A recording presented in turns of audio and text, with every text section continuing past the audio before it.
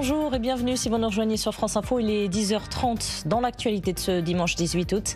Une vigilance orange pour des risques d'orage. 12 départements sont concernés. Un axe allant de la Loire à l'Alsace. L'épisode doit débuter aux alentours de 15h. Météo France évoque de forts cumuls de pluie qui pourraient provoquer d'importantes inondations.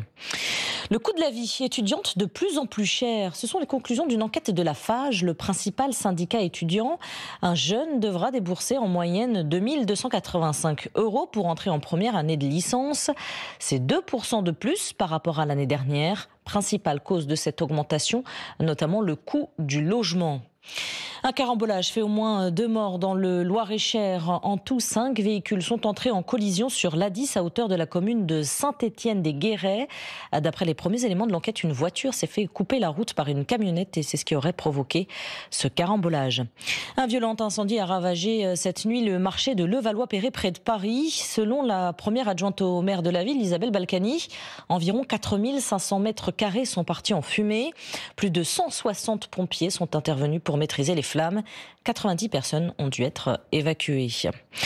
La pression ne redescend pas à Hong Kong. Un nouveau rassemblement des anti-gouvernements est en cours. Un mouvement de contestation qui dure maintenant depuis près de 3 mois. Ces anti-gouvernements dénoncent notamment une ingérence de la Chine dans la politique de cet ancien territoire britannique. Les manifestations sont souvent émaillées de violences avec les forces de l'ordre. Les proches de Simon Gauthier gardent espoir. Ce Français est porté disparu en Italie depuis plus d'1 semaine. Ce randonneur a appelé les secours puis n'a plus donné signe de vie. Il s'est cassé les 2 jambes après une chute. Le périmètre des recherches est réduit et selon ses amis, il serait parti avec de l'eau et des vivres pour pouvoir survivre plus de 15 jours. L'Italie, où Matteo Salvini a cédé. Le ministre de l'Intérieur italien a accordé le débarquement de 27 migrants mineurs non accompagnés, autorisés de débarquer du navire humanitaire Open Arms.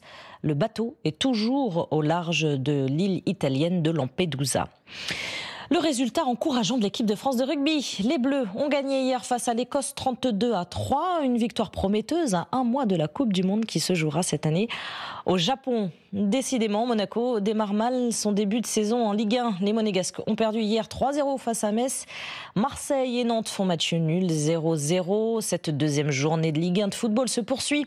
À suivre dès 15h, Saint-Étienne-Brest. Reims accueille Strasbourg. À suivre à partir de 17h.